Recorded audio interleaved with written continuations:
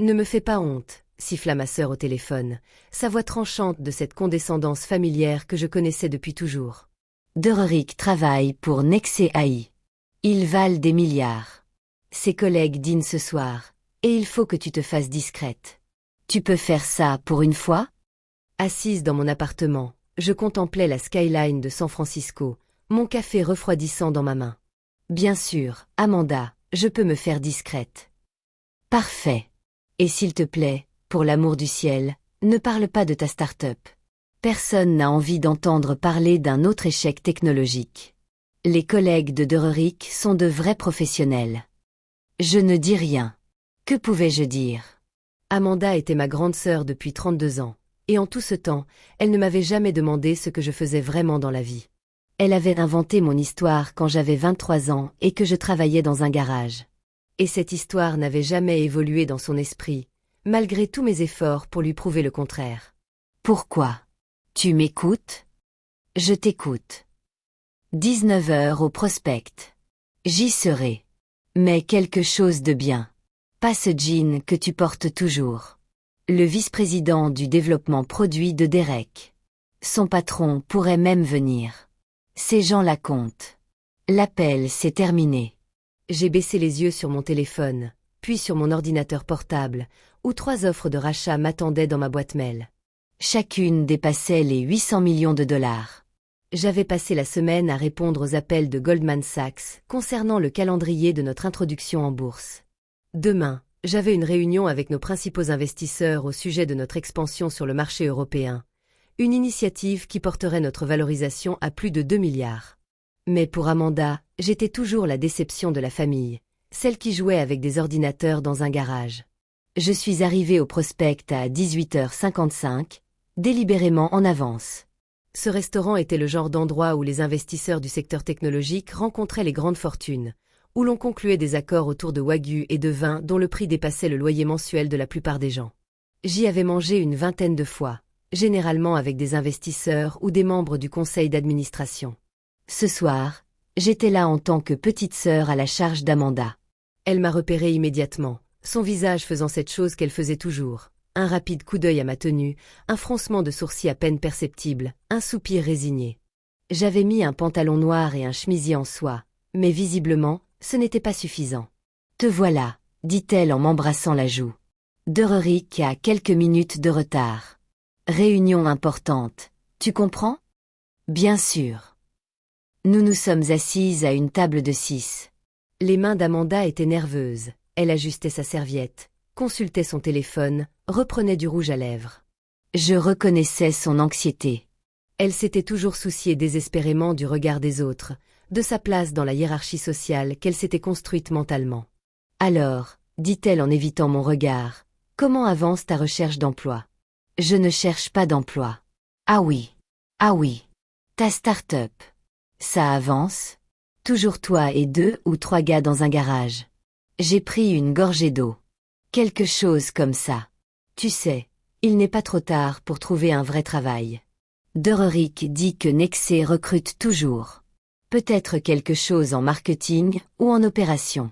Un poste de débutant, mais ça lui ferait du bien de se lancer. C'est gentil de penser à moi. Elle se pencha en avant, baissant la voix. Je suis sérieuse, Maya. Tu as 30 ans. Tu ne peux pas jouer à l'entrepreneuse éternellement.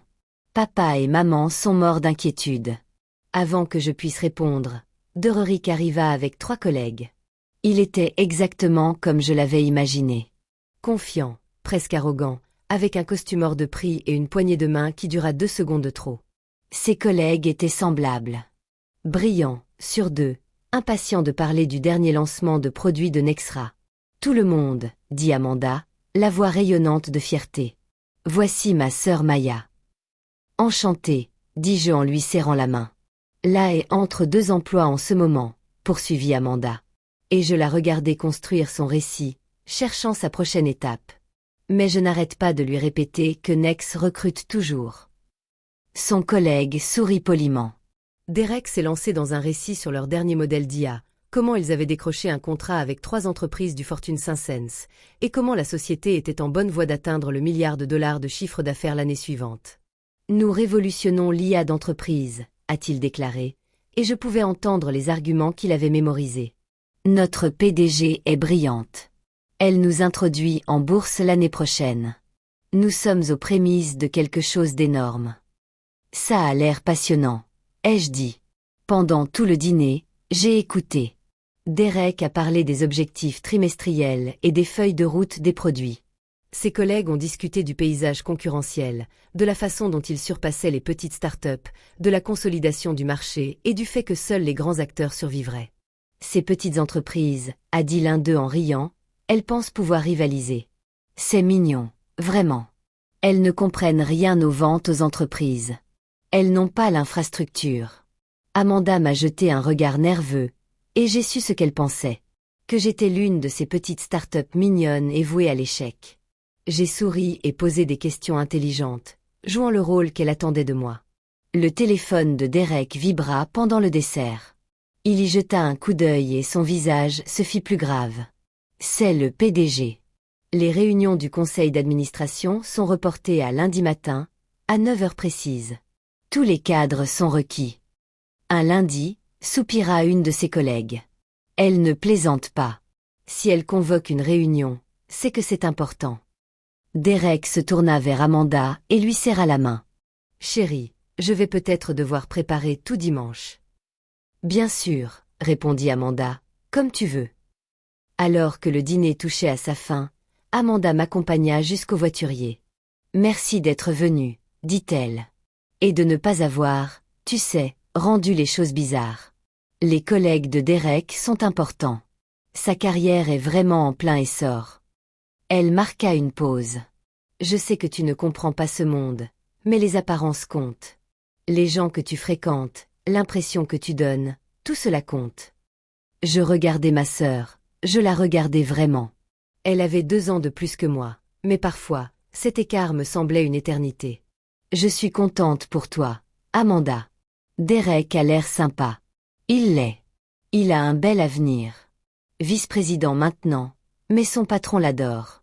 Il pourrait lui succéder dans 2 ans. Elle baissa la voix.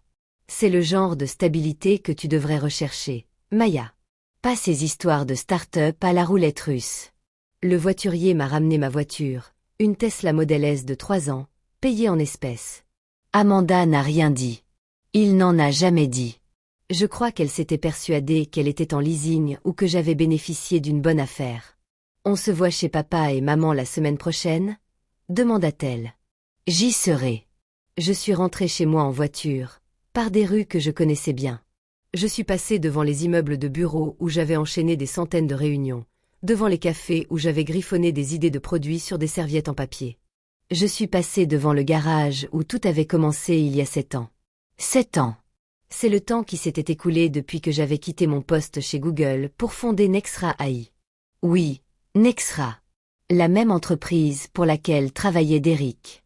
La même entreprise qu'Amanda jugeait trop prestigieuse pour que sa sœur, qu'elle trouvait décevante, puisse la comprendre. Je l'avais fondée avec 2 camarades du MIT à 23 ans. Pendant 8 mois, nous avions autofinancé notre projet, vivant de nouilles instantanées et de détermination, avant de décrocher notre premier investissement providentiel.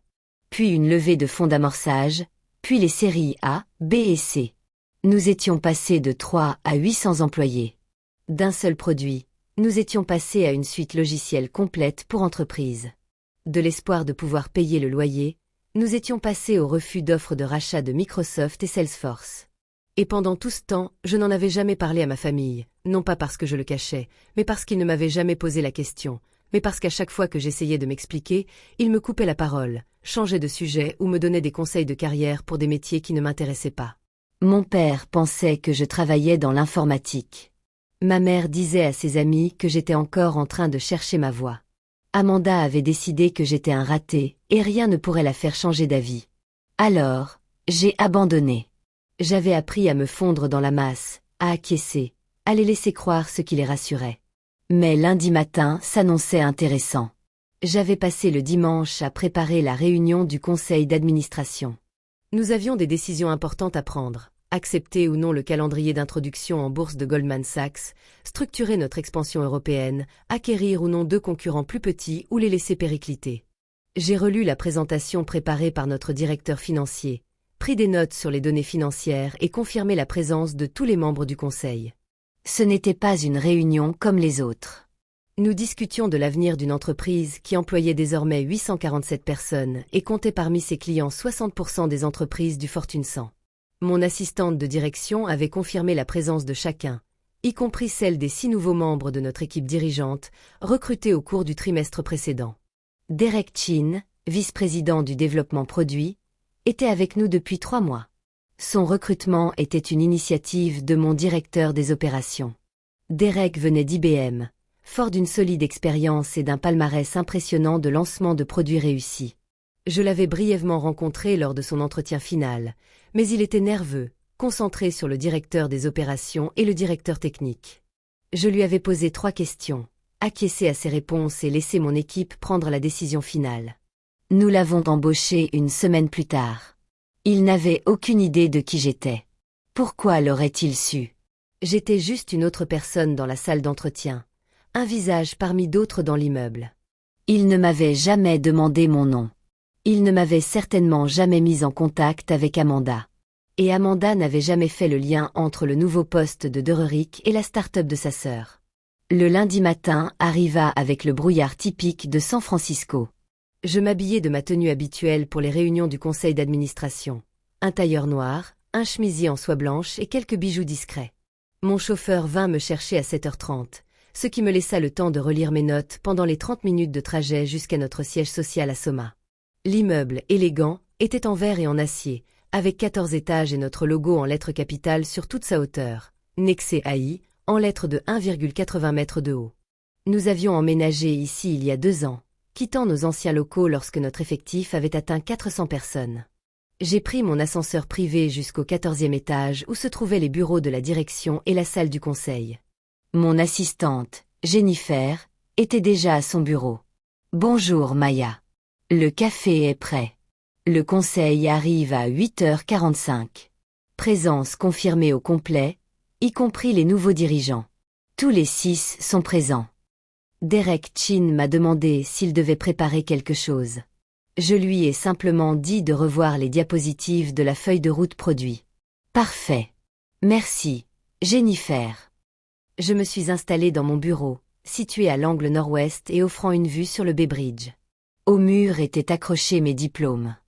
Licence et master du MIT, MBA de Stanford, plusieurs prix d'organisation professionnelle, une couverture encadrée de Forbes datant d'il y a 2 ans, le classement des 30 Under 30, qui révolutionne l'IA, et des photos retraçant l'histoire de notre entreprise.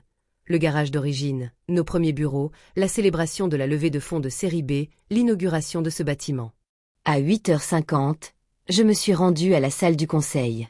Les membres de notre conseil d'administration prenaient place. 2 associés en capital risque qui avaient mené notre levée de fonds de série B, notre directeur financier, notre directeur technique, notre directeur juridique et 3 administrateurs indépendants experts en logiciels d'entreprise. Les nouveaux dirigeants étaient assis ensemble à une extrémité de la longue table, l'air nerveux.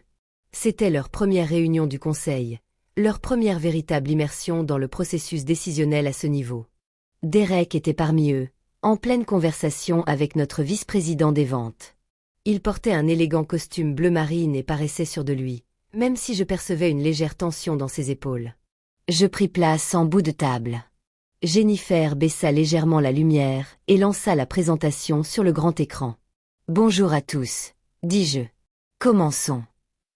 J'observais le visage de Derek pendant que je parlais, observant l'instant précis où il réalisa qui j'étais. Ses yeux s'écarquillèrent, sa bouche s'entr'ouvrit, et il devint livide. Arcio Marcus se pencha et lui chuchota quelque chose. Je n'entendis pas, mais j'imaginais que c'était Armi Mayachin. Les mains de Dererick agrippaient les accoudoirs de sa chaise. Il semblait sur le point de vomir. Je poursuivis la réunion, professionnelle et concentrée. Nous sommes réunis pour discuter de 3 points majeurs, le calendrier de l'introduction en bourse, l'expansion européenne et les acquisitions potentielles. Commençons par les finances.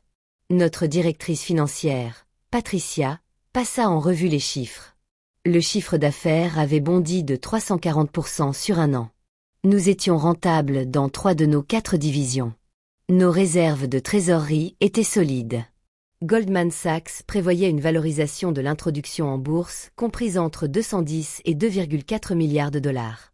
Nous avons une décision à prendre, annonça Patricia.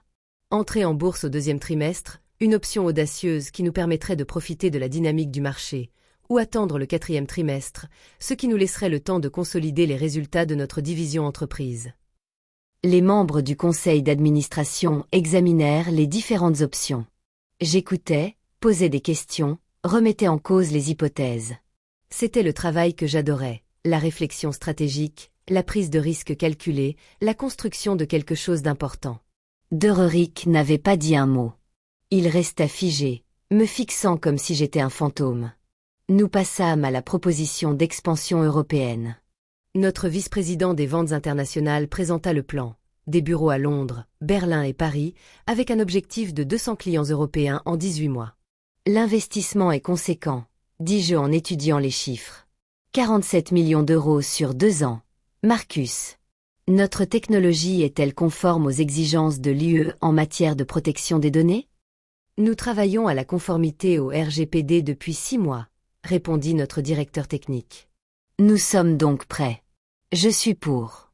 Conseil d'administration. 6 mains se levèrent. La motion fut adoptée. Enfin, nous abordâmes la question des acquisitions. 2 petites entreprises d'IA étaient en difficulté, leur technologie étant complémentaire à la nôtre. Nous pourrions les acquérir pour un total de 140 millions de dollars, indiqua notre directeur juridique. Ou nous pourrions attendre leur faillite et embaucher leurs ingénieurs pour un montant bien inférieur. Quelle est la stratégie éthique? Demandai-je. Un silence se fit dans la salle. C'était une leçon que j'avais apprise de mon mentor chez Google. Le profit comptait, certes, mais la manière de l'obtenir l'était tout autant. La stratégie éthique consiste à les acquérir, déclara Patricia lentement. Il faut préserver leurs équipes, leur technologie et leur vision, même si cela coûte plus cher. C'est ce que nous faisons. Nous rédigeons les offres et sommes généreux avec les fondateurs. Ils ont créé quelque chose de précieux, même si le marché n'était pas favorable. La réunion s'est poursuivie pendant 1 heure. Nous avons discuté des feuilles de route des produits, des menaces concurrentielles et du recrutement. L'équipe de Reurik a présenté les dernières nouvelles concernant le nouveau modèle d'IA qu'elle développait. C'était du bon travail, ai-je noté. Il était peut-être un désastre personnel, mais il n'était pas incompétent. À la fin de la réunion, chacun a récupéré ses affaires et est parti. Les nouveaux dirigeants se sont regroupés, visiblement impressionnés par leur première réunion du conseil d'administration. De Reurik s'est approché de moi lentement, comme s'il marchait vers un peloton d'exécution. Mademoiselle Chin, a-t-il dit d'une voix à peine assurée. Je n'avais pas réalisé que j'étais la PDG. J'ai gardé un ton neutre. La plupart des gens ne le réalisent pas, à moins de lire l'actualité technologique. Vous avez fait du bon travail, Derek. Le lancement du nouveau modèle est en avance sur le calendrier. Merci. Il a dégluti difficilement. J'ai rencontré votre sœur, Amanda. Je sais qu'elle a parlé de toi. Enfin, elle ne l'a jamais dit explicitement. Elle m'a juste dit que tu étais entre 2 emplois, en train de réfléchir à ce qui t'attendait. J'ai esquissé un sourire. Amanda a sa propre version des faits. Je ne la contredis pas. Mais tu as fondé cette entreprise. Tu as tout construit avec beaucoup d'aide. Ici, on travaille en équipe. Il semblait vouloir en dire plus, mais Marcus l'a appelé pour discuter de la feuille de route du produit. Derek m'a jeté un dernier coup d'œil, puis s'est éloigné, les épaules affaissées. Je suis retourné à mon bureau, et j'ai sorti mon téléphone. 15 appels manqués d'un numéro que je reconnaissais. Le portable d'Amanda. Il y avait aussi 12 SMS. Rappelle-moi tout de suite. Maya, mais qu'est-ce qui te prend? Derek a dit que tu étais la PDG de Nexra. Pourquoi tu ne m'as pas dit que papa et maman allaient être furieux? C'est tellement gênant. Tu m'as fait passer pour une idiote. Comment as-tu pu me laisser parler du travail de Derek alors que tu es la propriétaire? Tout le monde à dîner va me prendre pour une folle. Réponds à ton téléphone. Je n'arrive pas à croire que tu m'aies fait ça. Appelle-moi immédiatement. J'ai raccroché et contemplé la ville. Quelque part, Amanda était en pleine crise de nerfs.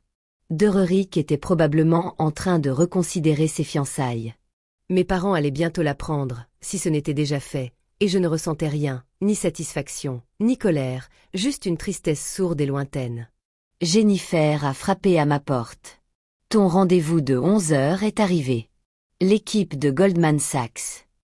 Merci. J'arrive tout de suite. Je me suis levée, j'ai remis ma veste en place et je me suis préparée pour la prochaine réunion. Il y avait du travail, une introduction en bourse à préparer, une entreprise à bâtir, des centaines d'employés qui comptaient sur nous pour prendre les bonnes décisions. Mon téléphone a vibré à nouveau. Amanda appelait pour la 16e fois. Je l'ai éteint et je suis allée rencontrer Goldman Sachs. Le reste du lundi a été un tourbillon de réunions. L'équipe de Goldman était impatiente, presque insistante, pour accélérer le calendrier de notre introduction en bourse. Ils avaient décelé une opportunité sur le marché.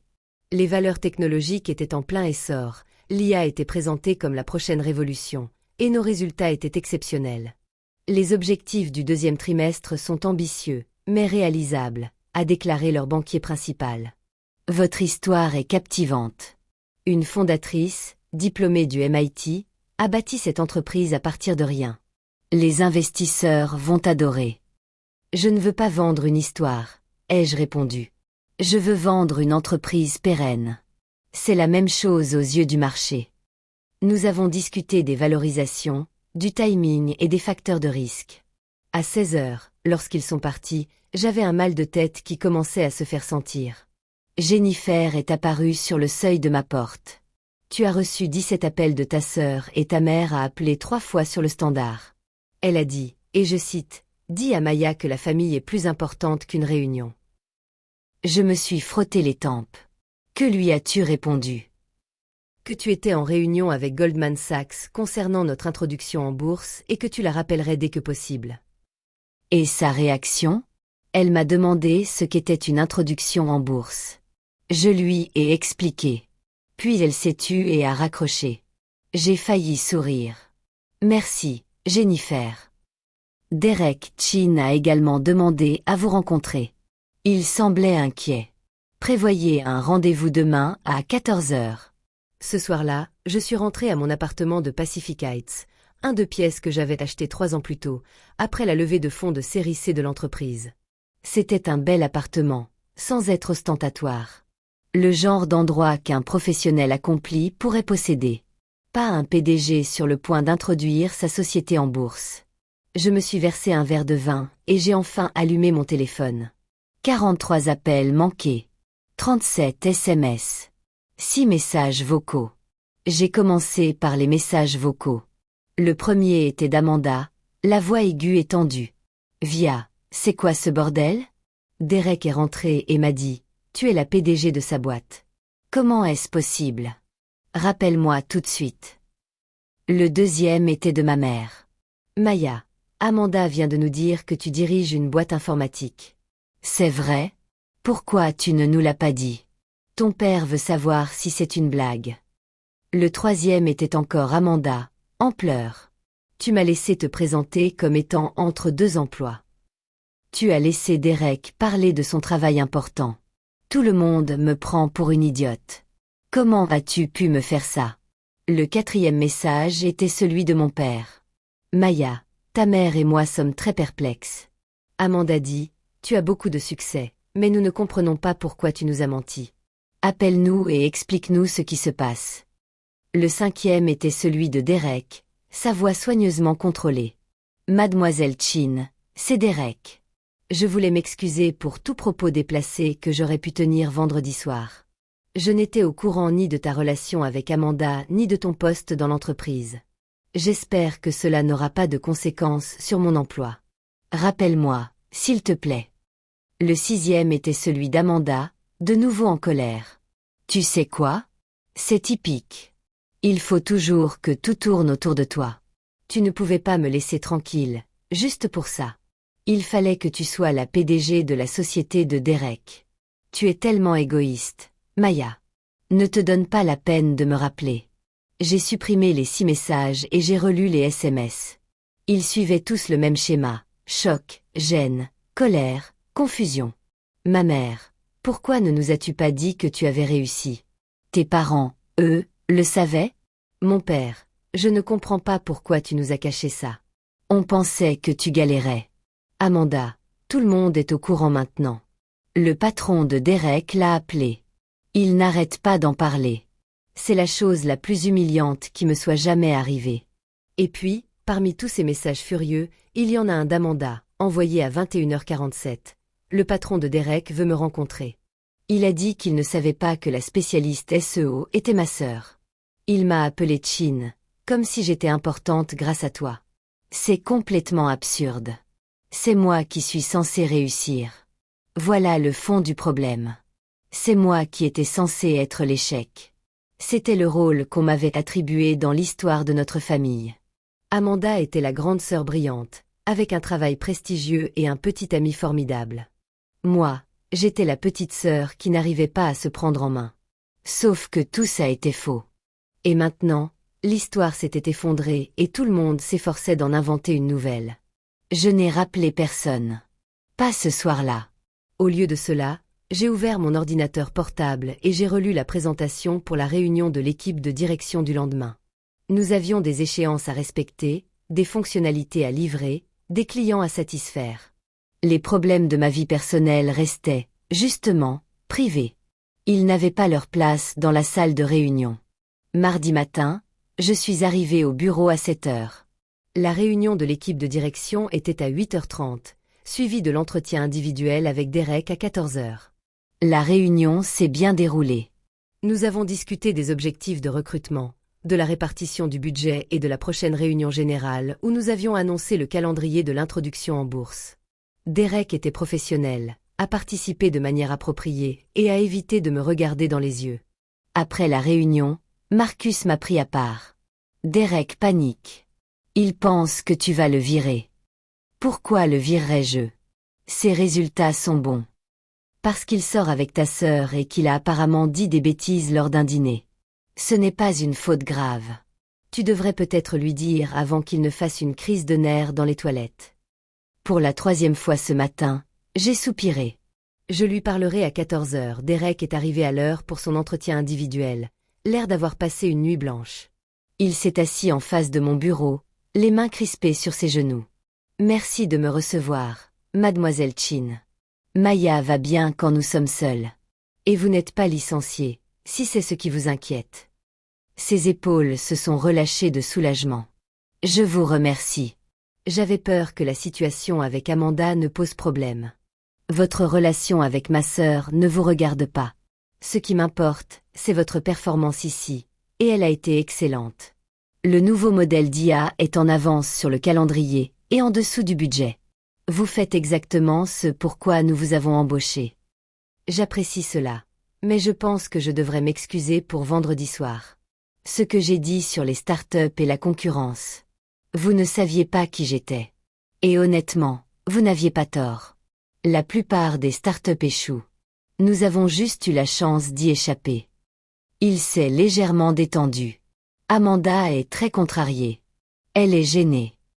Je comprends. Elle veut savoir pourquoi tu ne lui as jamais rien dit, ni à elle ni à tes parents. Il marqua une pause. Franchement, j'aimerais bien le savoir aussi. C'est une entreprise qui vaut des milliards. Vous allez bientôt entrer en bourse. Comment se fait-il que ta famille ne soit pas au courant? Je réfléchis à ce que je devais révéler. Derek était mon employé, mais il sortait aussi avec ma sœur. Tout ce que je dirais finirait probablement par lui parvenir. Ils ne m'ont jamais rien demandé, dis-je finalement. J'ai essayé de leur en parler au début, mais mon père changeait de sujet. Ma mère me donnait des conseils de carrière.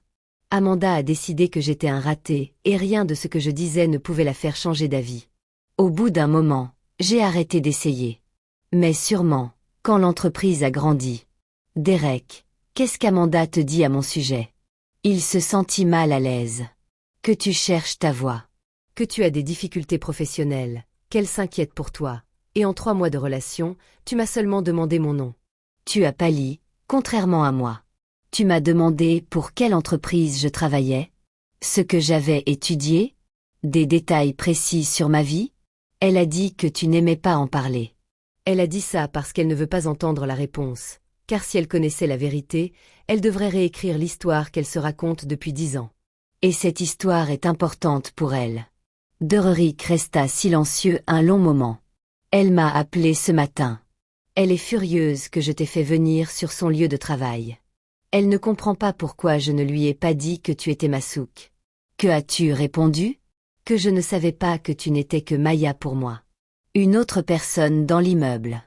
Il se frotta le visage. Elle m'a accusé de te choisir toi plutôt qu'elle. Et qu'as-tu répondu? Qu'elle était irrationnelle. Que tu es mon patron et que je suis reconnaissant d'avoir ce travail. Que ses sentiments à ton égard ne changent rien à mes obligations professionnelles. Tu as croisé mon regard. Elle n'a pas aimé cette réponse. J'imagine que non. Elle veut que je démissionne. Les mots planèrent entre nous. Et tu vas démissionner? Demandai-je. Non, répondit-il fermement. C'est la meilleure opportunité de ma carrière. J'ai quitté IBM précisément pour ce poste. Il hésita. Je commence à remarquer des choses chez Amanda qui m'inquiètent. Je ne dis rien, j'attendis. Elle est très soucieuse de son statut, des apparences, de se sentir supérieure aux autres. Il secoua la tête. Je pensais que ce n'était que de l'ambition, mais après ce week-end, je ne sais plus.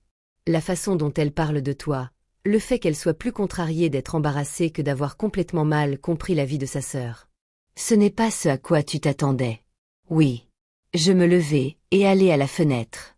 14 étages plus bas, les gens vaquaient à leurs occupations, se rendant à des réunions, prenant un café, consultant leur téléphone. Des gens ordinaires, faisant des choses ordinaires. Mon conseil, en tant que collègue, ne base pas tes décisions de carrière sur tes relations personnelles. Ce poste est fait pour toi. Reste. Et ton conseil, en tant que sœur d'Amanda? Je ne suis probablement pas la personne la mieux placée pour te répondre. Je me retournai vers lui. Mais pour ce que ça vaut, ma sœur a une peur bleue d'être ordinaire. Elle a passé sa vie à essayer de prouver qu'elle est spéciale, importante, meilleure que tout le monde. C'est pour ça qu'elle a besoin que tu sois impressionnante. C'est pour ça qu'elle a besoin que je sois un échec. Tout ça fait partie de l'histoire qui fait d'elle l'héroïne. Dereric hocha lentement la tête. Et maintenant, tu continues ton travail. Je continue le mien. Amanda se demande si elle peut gérer la dissonance cognitive d'avoir une petite sœur qui réussit. Je retourne à mon bureau. Y a-t-il autre chose concernant le travail dont nous devons parler? Non. Merci, Maya. Après son départ, j'ai enfin appelé ma mère. Elle a répondu à la première sonnerie. Pourquoi? Salut maman. Tu as des explications à me donner, mademoiselle. J'ai failli rire qu'on m'appelle mademoiselle à 30 ans. Alors que j'étais sur le point d'introduire une entreprise en bourse. Qu'est-ce que tu veux savoir? Pour commencer, pourquoi ton père et moi avons dû apprendre d'Amanda que tu es apparemment une sorte de cadre dirigeante à la tête d'une entreprise valant des milliards? Je suis la PDG et la fondatrice. Notre valorisation est d'environ 2,2 milliards de dollars en attendant notre introduction en bourse. Silence. Ton père veut te parler. Attends. Bruit étouffé du téléphone qui passe de main en main. Oui, c'est ton père. Salut papa. Ta mère et moi sommes très perplexes. On pensait que tu travaillais sur une petite start-up, un projet informatique. C'était une petite start-up il y a 7 ans. On a grandi. Pourquoi tu ne nous l'as pas dit? J'ai essayé. Tu m'as demandé une fois ce que je faisais, et j'ai répondu que j'avais fondé une entreprise d'IA. Tu as dit que c'était bien et tu m'as demandé si j'avais vu tes clubs de golf. Je ne m'en souviens pas. Si. C'était à Noël il y a 4 ans. J'ai essayé de t'expliquer qu'on venait de boucler une levée de fonds de 50 millions de dollars. Tu m'as interrompu pour me parler de la promotion d'Amanda au travail.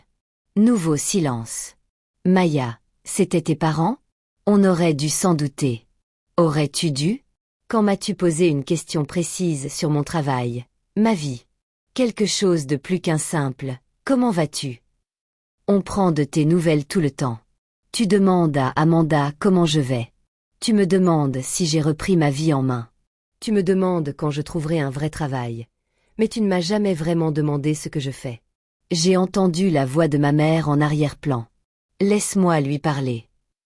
Le téléphone a changé de main à nouveau. Maya, on essaie de comprendre. Pourquoi me cacherais-tu quelque chose comme ça? Je ne te l'ai pas caché, maman. J'ai juste arrêté d'essayer de te forcer à le voir. Tu as décidé qui j'étais il y a 10 ans, et rien de ce que je pourrais dire ne te ferait changer d'avis. Ce n'est pas juste, n'est-ce pas? Quand m'as-tu présenté à quelqu'un pour la dernière fois sans t'excuser pour moi d'abord? Sans dire que je suis encore en train de me chercher ou que je traverse une phase. On essayait de me soutenir. Est-ce que tu essayais de maintenir cette histoire où Amanda réussit et moi, je galère? Cette histoire te semblait-elle crédible? C'était rassurant. La voix de ma mère, c'est glacial. Tu es vraiment cruel. Je suis honnête. Il y a une différence. Amanda est anéantie. Elle dit que tu l'as humiliée devant les collègues de Derek. J'étais à un dîner et j'écoutais Derek parler de son travail dans une entreprise que j'ai fondée, pendant qu'Amanda me présentait comme étant sans emploi. En quoi l'ai-je humiliée, exactement? Tu aurais dû lui dire qui tu étais. Elle ne me l'a jamais demandé. En 30 ans, maman, elle ne m'a jamais posé une seule question sincère sur ma vie. Elle a décidé que j'étais un raté et qu'elle voulait que je le reste pour se sentir supérieure. C'est horrible de dire ça de ta sœur. C'est la vérité. Et tu l'as encouragée. Tous les deux. Tu l'as félicité d'avoir décroché un poste de cadre intermédiaire dans une banque régionale alors que je levais 100 millions de dollars de capital risque. Tu t'es vanté de son salaire de 80 000 dollars alors que je refusais des offres de rachat de 400 millions de dollars. Tu as cru son histoire parce que c'était plus facile que de me voir. J'ai de nouveau entendu la voix de mon père, étouffée. Qu'est-ce qu'elle raconte? Elle dit qu'on l'a laissée tomber, a dit ma mère, la voix brisée. Qu'on n'a pas vu qui elle était vraiment. Parce que tu ne voulais pas, dis-je doucement. C'était plus simple d'avoir une fille qui réussit et une autre qui galère. C'était une histoire plus simple. Pourquoi? Ma mère pleurait maintenant. On ne l'a pas fait exprès. On pensait. Je sais, mais l'intention n'efface pas les conséquences. Que fait-on maintenant? Je ne sais pas, maman. C'est à toi de décider. J'ai raccroché, et je suis restée assise dans le silence de mon bureau. À travers les parois vitrées, je voyais mon équipe travailler. Des ingénieurs qui déboguaient du code. Des chefs de produits en pleine discussion. Des commerciaux en communication avec des clients. Ces gens savaient qui j'étais. Ils me voyaient clairement. Ma famille. Jamais. Jennifer a frappé. Ton rendez-vous de 15 heures est arrivé. L'interview pour TechCrunch sur l'annonce de l'introduction en bourse. Donne-moi 5 minutes. J'ai ouvert mes emails et j'ai trouvé un brouillon sur lequel je travaillais depuis des semaines. Un message à toute l'entreprise concernant l'introduction en bourse, ce que nous avions construit ensemble, et l'avenir qui nous attendait. J'ai ajouté un nouveau paragraphe. Beaucoup d'entre vous savent que je suis quelqu'un de discret. Je ne fais pas beaucoup de presse. Don't share details of my life outside these walls. That is because this company is built on substance, not stories. On result, not réputation. On the work we do together, not on who we are individually. But I want you to know this. Every single person in this company matters. Not because of your title or your salary or how impressive you sound at a dinner party, but because of the work you do, the problem you solve, the value you create. Never let anyone make you feel small for choosing substance over story. I sent it to aller 847 employés. Then he straightened my jacket, checked my reflection in the window, and went to talk to TechCrunch about taking a 2.2 billion compagnie publique. The interview lasted an hour. The reporter was sharp, asking about our competitive advantage, our path to profitability, our vision for the future of enterprise AI. She asked if it was hard being a female CEO in a mal-dominated industry. It's hard being any. So, he said, the gender part is just one more variable to manage. Do you have advice for women in tech who face skepticism or dismissal?